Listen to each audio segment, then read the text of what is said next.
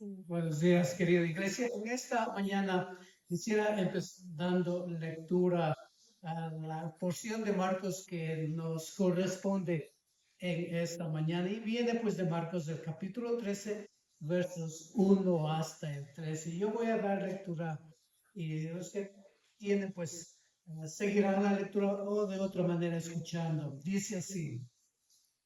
Saliendo Jesús del templo, le dijo uno de sus discípulos: Maestro, mira qué piedras y qué edificios. Jesús respondió y le dijo: ¿Veis estos grandes edificios? No quedará piedra sobre piedra que no sea derribada. Y se sentó en el monte de los olivos frente al templo, y Pedro, Jacobo, Andrés y Juan le preguntaron aparte: Dinos, ¿cuándo serán estas cosas? ¿Y qué señal habrá cuando todas estas cosas hayan de cumplirse? Jesús respondiéndoles comenzó a decir: Mirad, que nadie os engañe, porque vendrán muchos en mi nombre diciendo: Yo soy el Cristo, y engañarán a muchos. Mas cuando oigáis de guerras y de rumores de guerras, no os turbéis, porque es necesario que suceda así, pero aún no es el fin, porque se levantará nación contra nación y reino contra reino, y habrá terremotos en muchos lugares, y habrá hambres y alborotos, principios de dolores son estos. Pero mirad por vosotros mismos, porque os entregarán a los concilios, y en las sinagogas os azotarán, y delante de gobernadores y de reyes os llevarán por causa de mi nombre para testimonio a ellos. Y es necesario que el Evangelio sea predicado ante todas las naciones. Pero cuando os trajeren para entregaros, no os preocupéis por lo que habéis de decir, ni lo penséis, sino lo que os fuere dado en aquella hora, eso hablad, porque no sois vosotros los que habláis, sino el Espíritu Santo. Y el hermano entregará a la muerte al hermano, y el padre al hijo, y se levantarán los hijos contra los padres y los matarán. Y seréis aborrecidos de todos por causa de mi nombre, mas el que persevere hasta el fin será salvo. Qué porción tan crítica y dolorosa que Jesús acaba de decir a sus discípulos. 43 años, en 1983, mientras predicaba en una iglesita de Gualel, Loja, Chuquiribamba, Gualel, 3 horas en caballo. Fue una de mis primeras predicaciones allá en este pueblito de Gualel. Después de la predicación, una viuda vino, casi subió a donde yo estaba, con una fundita. En ella había 4 huevos y me dijo: esto es todo lo que puedo dar.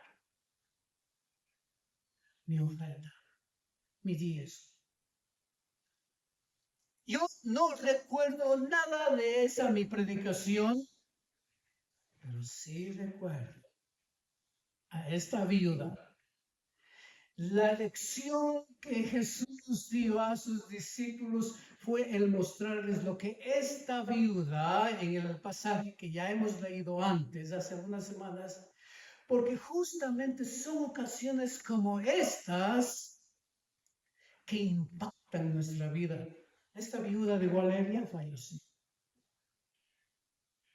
¿Y acaso falleció el impacto que causó en mí? Hasta ahora lo recuerdo. Y cada vez que este pasaje ha sido leído, ha sido predicado, ¿saben a dónde va mi mente? La pregunta: ¿por qué? ¿Por qué es que el Señor Dios nos provee de cosas tan relacionadas como las que Él la usó para enseñar a los discípulos? Nunca terminó. Aún continúan esas experiencias para enseñarme como uno de los discípulos del mismo Jesús muchas cosas. Y entre esas cosas, humildad, sencillez de corazón. Que nuestro dar no depende de cuánto demos. Nuestra devoción a Dios es la que cuenta por sobre todas las cosas.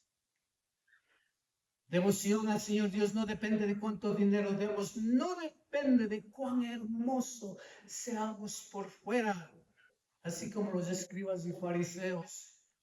No depende de cuán bello el templo lucía en ese templo, a tal punto que uno de los discípulos admiradamente le dice a Jesús: mira, Jesús, qué bello el templo. Los 12 discípulos fracasaron de ver en la viuda y de apreciar el compromiso total de esta viuda representado en la ofrenda, en esa chiquita ofrenda. ¿Qué es lo que une esta porción de esta mañana con lo que hemos venido viendo hace algunas semanas? Marcos, un genio en la escritura, en redactar la escritura, hace este trabajo fantástico de relacionar estas porciones con la porción que di lectura. Esos trabajos fantásticos de relacionar, porque saben muy bien que solamente mediante conexiones uno aprende. Mediante el relacionar experiencias, uno aprende. Y esas experiencias no mueren, sino perduran. Como aquella viuda del Nuevo Testamento, aquella viuda de Gualel, de la iglesia en Gualel. La devoción a Dios es cambiada y fue cambiada a una admiración al templo. Y ahí está el problema. Uno de los discípulos de Jesús se ha admirado de ver la estructura majestuosa del templo y le dice a Jesús: ya puedo imaginarme, puedo verle al hombre diciendo: maestro, ¿no viste bien lo que hemos hecho? Qué bellos edificios, qué bello el templo, admirado. Pareciera ser una pregunta de admiración, y lo es, pero una pregunta de admiración tentadora. Tentadora a apreciar una estructura material y sobrevalorar a punto de convertirlo en un ídolo. Y eso es lo que pasó ahí. Devoción a la grandeza material ha servido como pilares del orgullo. Y el templo en sí mismo no es el problema, pero sí es un problema cuando este es honrado más que la razón que fue dado. Lo que este discípulo ve incorrectamente, Jesús ve como un medio de juicio que el Señor Dios traerá a su pueblo. Qué triste que ellos vean algo que es admirablemente majestuoso, pero Jesús ve un medio de juicio. Y eso es lo que se trata esta porción. Frente a esta admiración, Jesús desea rectificar la visión de sus discípulos y les responde con una pregunta. ¿Ves estos grandes edificios? Como que está diciéndoles: lamentablemente ustedes tienen que ver mejor las cosas. Y lo que es admiración para ustedes será como destrucción. No quedará piedra sobre piedra que no sea derribada. Y frente a esta admiración que disloca, la admiración o creencia de los discípulos, 4 de ellos solicitan una reunión privada con Jesús. Es Andrés, Juan y Jacob. Solicitan una reunión privada porque no les gustan las respuestas que Jesús les acaba de decir. Por supuesto, sus mentes están turbadas al escuchar semejante profecía. Si este templo tomó 40 años y más para levantarse, y ahora Jesús dice que no quedará piedra sobre piedra, en aquella reunión ellos levantan la pregunta: Jesús, entonces dinos, ¿cuándo serán estas señales? Y en esta reunión, estos 4 discípulos se les da a conocer una palabra profética respecto a la destrucción del templo majestuoso. Tristemente, el dicho de Jesús, no quedará piedra sobre piedra, fue una realidad. Los ejércitos romanos liderados por Tito, el emperador Tito, en los años 70, ordenó la destrucción de Jerusalén y el templo. Se dice, y la historia dice, que tanto fue el fuego que derritió el oro que estaba decorando y haciendo brillar el templo, a tal punto que el oro derretido se fue por medio de las piedras y los soldados romanos tuvieron que botar piedra para sacar el oro de esas fracturas, etcétera, etcétera. Y así no quedó piedra sobre piedra que no sea derribada. Ahora, tanto Marcos como sus lectores, nosotros, nos dice que debemos tener cuidado de cómo entender estas cosas. No pensemos que los romanos, bajo su propia iniciativa y control total, hicieron lo que hicieron. Es incorrecto pensar de esa manera. Es un error fatal atribuir esta tragedia única y absolutamente a los romanos. La razón fundamental, querida iglesia, de tal destrucción es vista como el juicio de Dios por la desobediencia de su pueblo. Que el Señor Dios use a los romanos, que el Señor Dios haya usado al mismo rey antes, Nabucodonosor, por los años 500 antes de Jesús, para también destruir, quemar Jerusalén y el templo, etcétera, etcétera, no es otra cosa más que el efecto de una causa. ¿Cuál es la causa? La desobediencia de su pueblo, lamentablemente. Y Jesús les dice lo que les dice. Nabucodonosor llevó cautivo a muchas personas, muchos jóvenes, y entre ellos estaba Daniel. Y en él vemos una devoción en medio de grandes días críticos, una devoción a Dios con tanta presión legal, con tanta presión cultural de negar a Dios. Este joven con sus 4 amigos muestran su devoción total. Ahora, ¿por qué Jesús no incluye el cuándo? Jesús en su respuesta no les dice cuándo será el fin de estas cosas. No les dice, sí les dice algunas señales, pero les da una precaución bastante fuerte. Las posibles razones de no decirles el cuándo pero sí decirles de algunas señales con bastante precaución son las siguientes. Tan tentador es el desear saber el cuándo de la venida del Salvador que los llevó a preguntarles cuándo restaurarás el reino de Israel.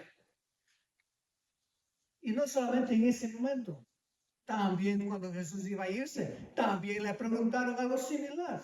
Y Jesús tiene que decir a ustedes, no les importa. No les debe importar el tratar de indagar mi segunda venida, en otras palabras, a ustedes no les debe importar. Ahora, es una respuesta bastante tosca que pudiera poner fin a nuestro deseo de investigar las cosas.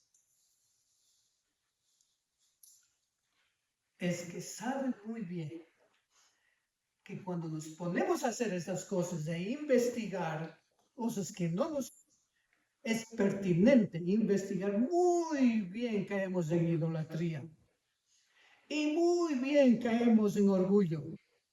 Las personas siempre hemos hecho esas cosas. Siempre hemos hecho de saber o querer saber dónde está enterrado el cuerpo de Moisés. ¿Dónde está el tabernáculo? Aún films, películas se han hecho con el deseo de saber dónde están estas cosas. Porque sabe muy bien, Señor Dios, que inmediatamente hacemos y caemos en idolatría. Entonces, el Señor Dios nos cuida al no decirnos estas cosas. Otra posible razón de restringir este deseo de saber el cuándo de las cosas finales es por el carácter de esas mismas señales. Y aquí quiero desarrollar este asunto porque es muy crítico. ¿Por qué no les dice? Porque es el carácter de estas señales es muy crítico. ¿Cuál carácter? El carácter del sufrimiento que ellos confrontarán. Esa señal está en ellos mismos. Ellos no lo saben. Esa señal se va a dar en poquísimos días. Y ellos no lo saben. Esa señal de que Jesús va a ser tomado de ellos, Él va a sufrir, Él va a ser azotado, Él va a estar en la sinagoga, Él va a estar en el concilio, Él va a ser afueteado. Está a pocos días de sus ojos, pero ellos no quieren saber o no pueden saber. Entonces la señal no solamente se dará en Él, sino se dará en sus propias vidas. Ahora, muchos de nosotros quisiéramos saber de antemano cómo serán nuestras vidas de casados, por ejemplo. Nos encanta saber. Si yo hubiese sabido que en 1985, cuando mi esposa y yo íbamos a realizar este proyecto de estudios, si yo hubiese sabido las corrientes, el fuego mismo por el cual teníamos que pasar, no sé si hubiese lanzado aquello. Un hermano misionero en nuestra sala se adelantó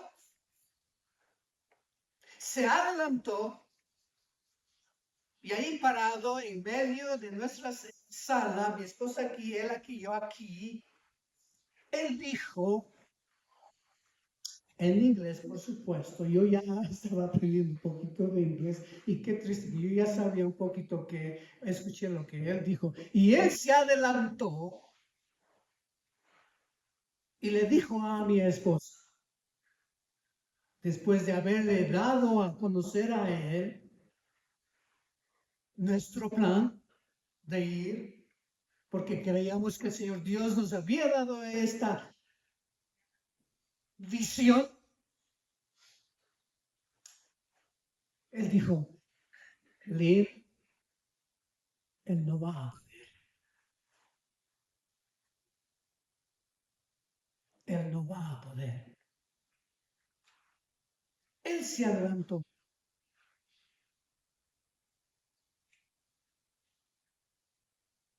¿Cuántos de nosotros nos queremos adelantar y nos adelantamos al futuro, tratando de decir el futuro de las personas? Cuídense de aquellas personas, hermano, ya nos había dicho, cuidémonos de aquellas personas que profetizan, dice que nuestra vida,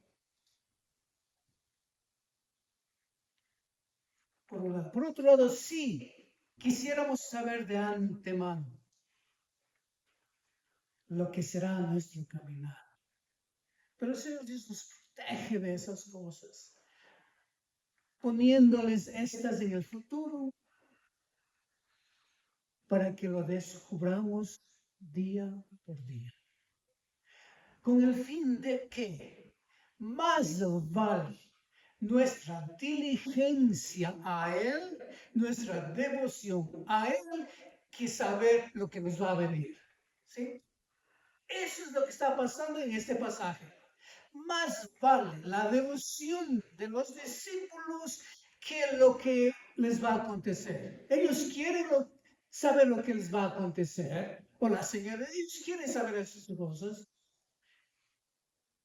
pero Jesús les cuida a ellos como un buen pastor, no dándoles a conocer lo que les va justamente a pasar, sino tienen que tomar día por día, día tras día. Sí, eso les va a pasar, pero recuerden, aquí yo voy primero. Yo voy primero. Yo me adelanto a ustedes en esto lo que les va a pasar a ustedes. ¿Para qué? Para que cuando les pase a ustedes sepan muy bien que esto ya pasó conmigo y yo voy delante de vosotros. Así es que soy la esperanza de lo que significa el anunciar el reino de los cielos. Así es que Jesús ve como emergencia la sanidad de la visión de ellos. La visión de ellos está bajo una gran necesidad de ser corregida. Ellos necesitan entender que aquellas señales van a ser tomadas como modelo de Jesús, que Él mismo va a pasar por aquellas cosas. Y ellos necesitan ver que no es la destrucción del templo la que va a morir, pero muy bien puede ser la persecución que ellos van a sufrir. Y ahí les dice, mira, que nadie os engañe. Más bien, no les debe importar a ustedes saber las cosas que el Señor Dios ha puesto bajo su potestad, sino vuestra diligencia. Por lo tanto, ellos necesitan una metamorfosis, una operación de su visión.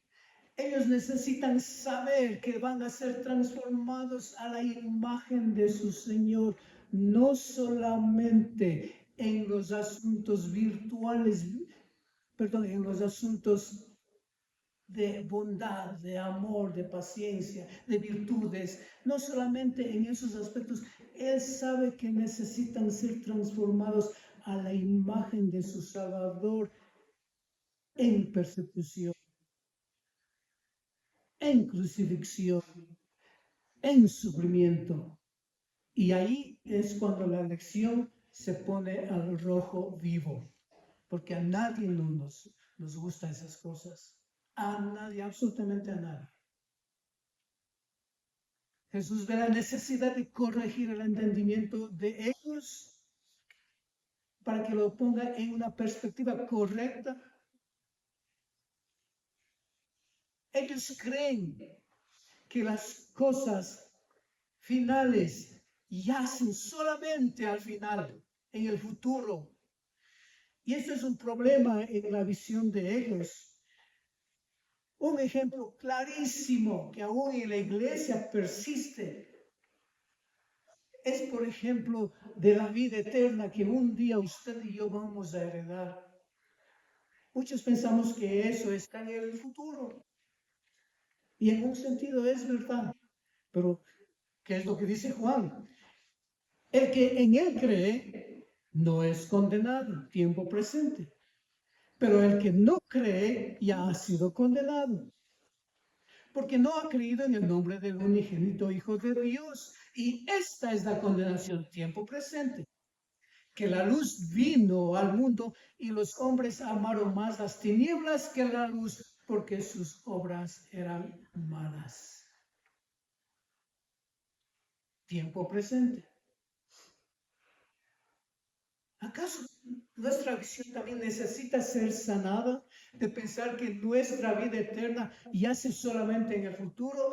¿O la visión de que yo quiero vivir en un palacio de oro allá en el cielo y quiero caminar en un mar de cristal? Eso es un seguimiento condicional. ¿O quiere usted ganarse una corona de algunos diamantes ahí? Eso es un seguimiento condicional. Es un seguimiento al Señor condicional. Es un amor condicional. Lamentablemente, esto, hermano, yo sí he escuchado predicar en nuestro medio muchísimas veces. Le seguimos al Señor por ganarnos una corona. Un castillo de oro. Calles de oro, mares de cristal. Mejor vayámonos por el camino que Pablo dijo un día. Ese camino en el cual él quiere identificarse con Jesús, en los padecimientos y en los sufrimientos de su maestro. ¿Quiere conocer al Señor Jesús? Querida iglesia, yo no le conozco al Señor Dios en su poder, en su omnipotencia, en su omnisciencia. Yo no tengo la menor idea de eso. Sé en teoría, pero nada de práctica. No sé qué es eso. Yo no sé, ni aún, no le conozco, ni aún al Señor Dios en el control y en la autoridad que deseamos tener, por lo que se ve afuera. Yo no le conozco al Señor Dios en nada de esas cosas. Pero sí, creo conocer al Señor Dios por medio de su Hijo Jesús en la inmensa virtud de su humildad.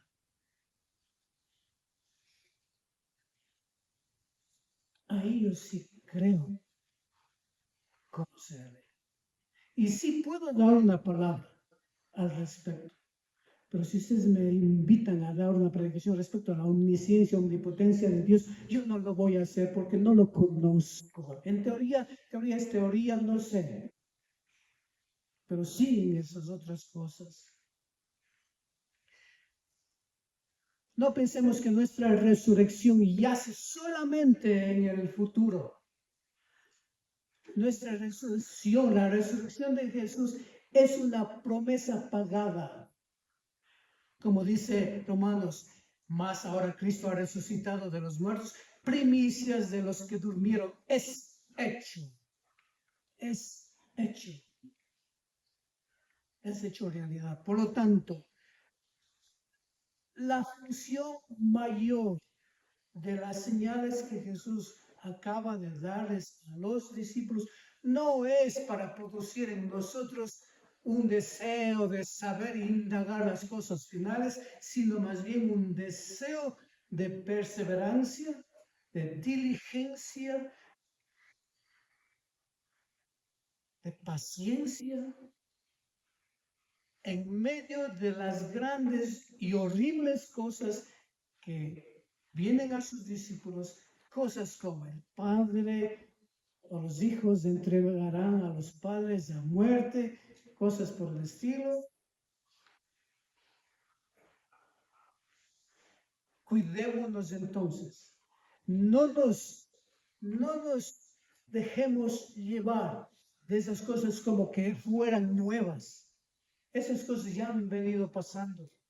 Usted y yo a lo mejor somos testigos de lo que significa seguir al Señor Dios. Por lo tanto, cuidémonos, querida iglesia, les dijo Jesús, cuídense de los falsos maestros, de los falsos profetas, porque muchos vendrán en mi nombre y muchos han venido ya en el nombre de Él. Por los años 200 antes de Jesús, este hombre llamado Antíoco, hizo lo que hizo, entró al templo, hizo lo que hizo, una de barbaridad y media en el templo, sacrificios a cerdos, y él vino con un nombre, el Dios manifestado. Ahora, hay muchos dioses hoy en el día. Muchos dioses, y Jesús está en la mitad de dioses seculares. ¿Cuáles son esos dioses? Dioses que niegan al Señor, dioses que se han tomado el destino sobre sus propias vidas, dioses que persisten con sus enseñanzas, dioses que miran en la naturaleza como el principio de la creación.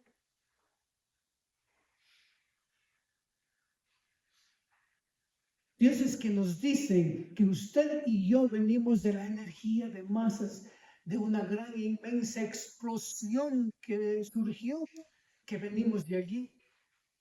Y ellos dicen, tenemos que creer en esas cosas. Y la pregunta es, ¿estás tú diciendo que yo debo creer que cuando viene un huracán, y aquí no se dan los huracanes, pero cuando crece el río Yamuguay y hace una devastación entera por los vecindarios del transcurso del río Yamuguay, ¿estás tú diciendo que de ahí va a nacer algo bellísimo? ¿Eso estás diciendo? ¿Y en eso quieres que crea?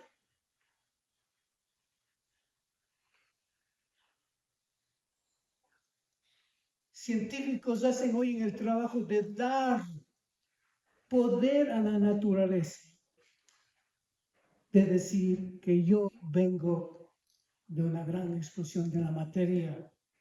¿Sabe que esa misma cosa hacían los griegos?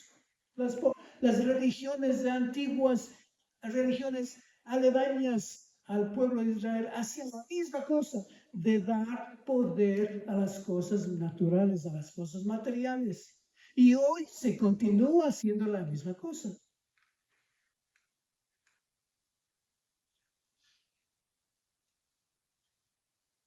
Esperamos que cuando usted vea a un hombre, a una mujer abrazando un árbol, abrazando una piedra por el río Yanucay, usted se acerque y le diga y le pregunte, ¿qué es lo que hace?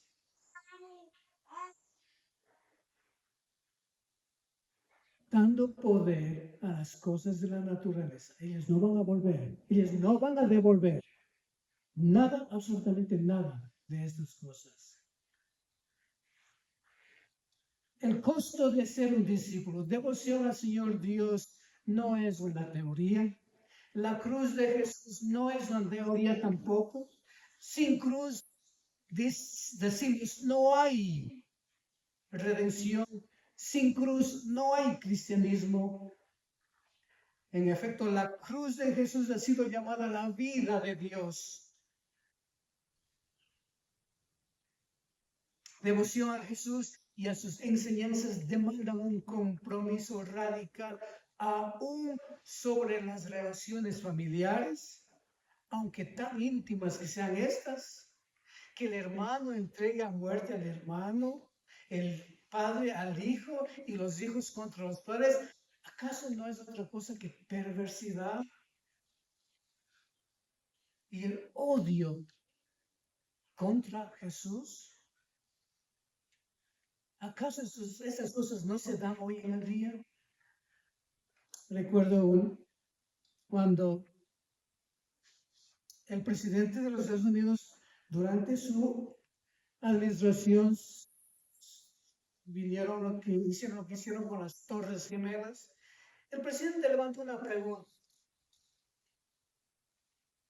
y fue la siguiente: ¿por qué nos odian? Ahora, yo sé que a lo mejor hay un montón de política ahí en esa pregunta, pero me impresionó la pregunta cuando él dijo, ¿por qué nos odian? Se ha dicho que ese país tiene raíces en el Evangelio. Y lo es. Y eso es verdad.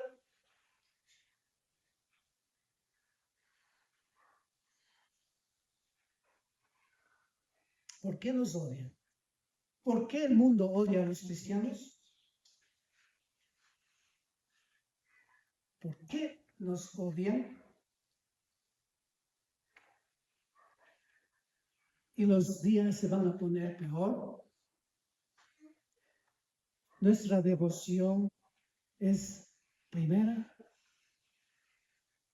Nuestra diligencia es primera. Nuestra devoción no se mide en cantidad, se mide en la voluntad libre y espontánea. Y para terminar, hay ciertos competidores que compiten, si vale la redundancia, con nuestra devoción, de los cuales debemos tener mucho cuidado. Un competidor que compite con nuestra devoción es el trabajar para Jesús. El trabajar para Jesús. Aún el mismo ministerio se puede volver en un enemigo de nuestra devoción. Me pregunto, ¿qué ministerios estas dos viudas lograron hacer para que el Señor Dios las tome como ejemplos nuestros? ¿Qué ministerio? Cuidémonos, dice Osvaldo Chambers, que nuestro trabajo se vuelva en prioridad sobre nuestra devoción. Trabajamos por Jesús, pero no le conocemos. Como dice la canción, ayer hablé con Jesús y le noté un tanto triste, porque hay muchos que se reúnen en su nombre, pero no le dejan hablar a Él. Hay muchos que hablan de Él, pero no le dejan entrar a Él.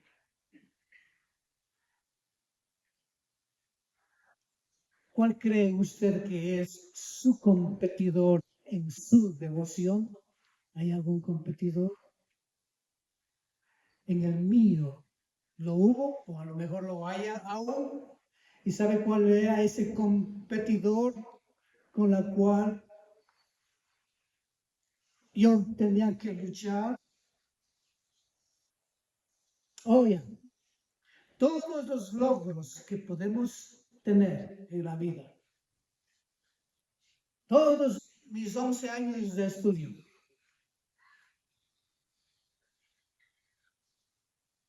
esos competidores que nos dicen o nos quieren hacer las personas que nos quieren hacer, competidores de los aplausos, competidores de como el prestigio, competidor, el deseo de admiración. Son competidores de nuestra devoción, competidores como el aplauso de la gente, competidores como el deseo de ser necesitado. Y así hay muchos competidores de nuestra devoción. ¿Cuál es uno de ellos en usted? Es bueno saber cuál es. Es muy bueno saber cuál es. Porque ahí sí podemos levantar nuestra plegaria a nuestro Dios y Él va a derrumbar, y Él lo va a derrumbar. ¿Y sabe cómo lo va a hacer? Una de las maneras. ¿Cómo lo va a hacer? Allí no hay popularidad, allí no hay prestigio, ahí no hay seguro de vida, ahí no hay relevancia, nada de eso. Ahí no hay aplausos, pero hay salvación de lo que nos destruye. Y que el Señor Dios añada lo que Él le va a añadir a esta reflexión. Amén.